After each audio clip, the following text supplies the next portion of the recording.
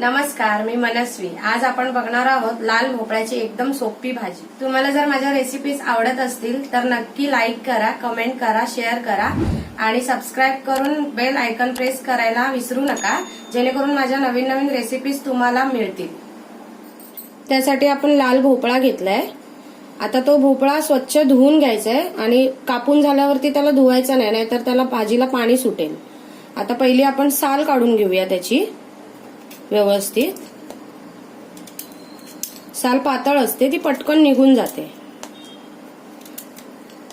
हे बघा, अशी पटकन निघते। आणि आता आपण दुसऱ्या भोपळ्याची पण साल काढून घेऊ, मग मी तुम्हाला फोडी करून दाखवते त्याच्या। अशा प्रकारे मी ह्या भोपळ्याची साल काढून घेतली आहे। आता आपण छोटे छोटे पीसेस करूयात त्याचे। हे बघा, पुढचा भाग थोडा मोठा असेल तरी चालेल, कारण तो लगेच शिजतो, नरम असतो। फक्त मागचा भाग थोडासा पातळ करून घ्यायचा आहे, जेणेकरून तो पटकन पुढच्या भागाबरोबर शिजला जाईल।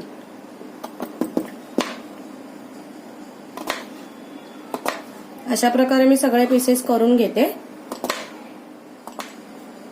अशा प्रकारे मी हा भोपळा कापून घेतलाय, छोटे छोटे तुकडे केलेत। हे बघा, परत एकदा सांगते की भोपळा चिरून झाल्यावरती तुम्ही धुवू नका, नाहीतर भाजीला पाणी सुटते। आता आपण फोडणीला घालण्याचं साहित्य बघू। एक कांदा घेतलाय बारीक कापून, 4 मिरच्या घेतलाय, थोडीशी लसूण घेतलीये चेचून थोडंसं, आणि कढीपत्ता घेतलाय, कोथिंबीर घेतलाय आणि ओला नारळाचा चव घेतलाय, मीठ घेतलंय आणि हळद घेतलीये। आता आपण फोडणीला घालूयात भाजी। आता आपण कढईमध्ये तेल घेऊया, 2 ते 3 टेबलस्पून आहे। आता तेल चांगलं तापू द्या। तेल चांगलं तापलंय, आता त्यामध्ये आपण राई जिरं घालूया। मगाशी राई जिरं घालायला सांगायला विसरलेली। तर राई जिरं चांगलं तडतडलं की मग थोडा कढीपत्ता घालूया।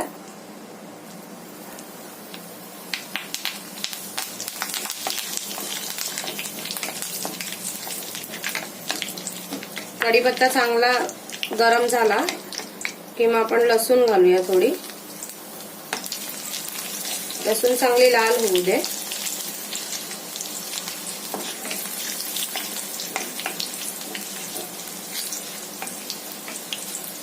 आता आपण कांदा घालूया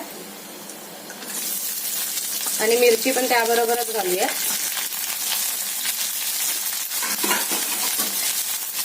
हे चांगलं आता सगळं मिश्रण लाल होईपर्यंत परतायचं आपल्याला व्यवस्थित।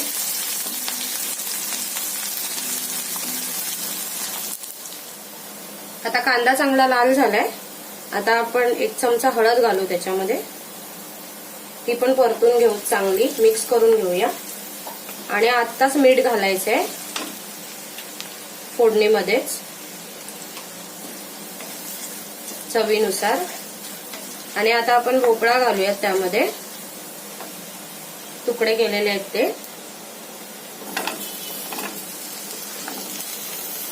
आणि हे चांगलं मिश्रण परतून घेऊ आपण।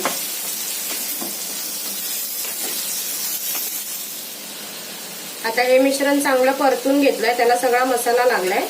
आता आपण ही भाजी 5 ते 6 मिनिटं वाफेवरती शिजवून घेऊ। मी ताटामध्ये पाणी घेतलंय, आता हे 5 ते 6 मिनिटं शिजू द्या भाजीला, मग आपण एकदा परतून बघू। आता आपण 5 ते 6 मिनिटांनी भाजी परतून बघूया। हे बघा, चांगलं पाणी सुटलंय तिला। आता ती 2 ते 3 मिनिटांनी शिजेल व्यवस्थित। अजून फक्त 2 मिनिटं झाकण मारून घेऊ आपण, मग 2 मिनिटांनी ते शिजेल चांगली। आता आपली भाजी चांगली 2 मिनिटांनी शिजली असेल, बघूयात आपण। हे बघा, भाजीला पाणी पण सुटलंय। आता आपण गॅस फास्ट ठेवून त्यावरती खोबरं घालूया, ओलं खोबरं किसून घेतलंय ते, आणि ही कोथिंबीर घालूया, म्हणजे ते खोबरं ते पाणी शोषून घेईल व्यवस्थित। आणि फास्ट गॅसवर त्याला ढवळायचंय व्यवस्थित। हे बघा, पाणी लगेच सुकलं गेलं, खोबऱ्यामुळे ते पाणी शोषलं गेलं। आता ही आपली भाजी खायला रेडी आहे.